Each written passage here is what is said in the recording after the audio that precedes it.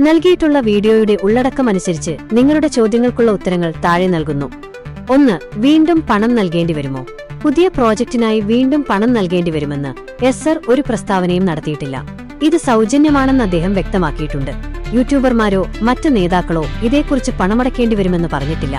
അതിനാൽ വീണ്ടും പണം നൽകേണ്ട ആവശ്യമില്ല. 2. വീണ്ടും ഒരു ടീം നിർമ്മിക്കേണ്ടി വരുമോ? പുതിയ പ്രോജക്റ്റിൽ ഒരു പുതിയ ടീം ഉണ്ടാക്കേണ്ടി വരുമെന്ന് എസ്സർ പറഞ്ഞിട്ടില്ല. അതുപോലെ ഓൺപാസീവിലെ നിലവിലുള്ള ടീം ഘടന പുതിയ പ്രോജക്റ്റിലേക്ക് മാറ്റുമെന്ന് അദ്ദേഹം പറഞ്ഞിട്ടില്ല. ഓൺപാസീവിൽ നിന്ന് നിങ്ങളും ഞാനുമല്ലാതെ മറ്റൊന്നും പുതിയ പ്രോജക്റ്റിലേക്ക് പോകുന്നില്ലെന്ന് എസ്സർ വ്യക്തമായി പറഞ്ഞിട്ടുണ്ട്.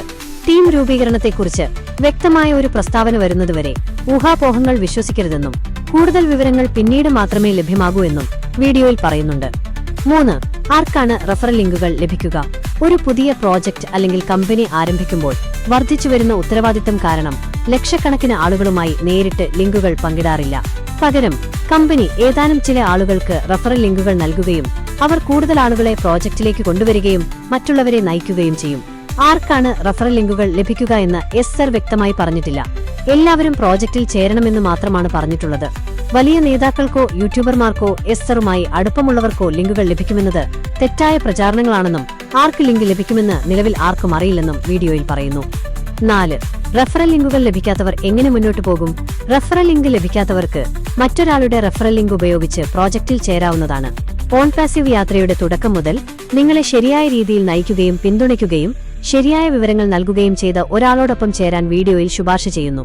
മുമ്പുണ്ടായ തെറ്റുകൾ ആവർത്തിക്കാതിരിക്കാനും നിങ്ങളുടെ ചോദ്യങ്ങൾക്ക് ഉത്തരം നൽകാനും നിങ്ങളുടെ ഭാഷയിൽ കാര്യങ്ങൾ വിശദീകരിക്കാനും കഴിവുള്ള ഒരാളെ തിരഞ്ഞെടുക്കാനും നിർദ്ദേശിക്കുന്നു. 5. ഏതെങ്കിലും കാരണവശാൽ സർവേ ഫോം പൂരിപ്പിക്കാത്തവർക്ക് എന്ത് സംഭവിക്കും? കാലതാമസം കാരണമുള്ള ദേഷ്യം കൊണ്ടോ അല്ലെങ്കിൽ ഇക്കോസിസ്റ്റം തുറക്കാത്തതുകൊണ്ടോ സർവേ ഫോം പൂരിപ്പിക്കാൻ കഴിയാത്തവർക്ക് ഒരു പ്രശ്നവുമില്ല.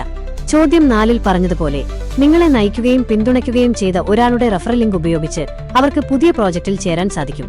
ആരും പണം നൽകേണ്ടതില്ലെന്നും പ്രോജക്റ്റ് നിലവിൽ സൗജന്യമാണെന്നും എസ്സർ സ്ഥിരീകരിച്ചിട്ടുണ്ട്.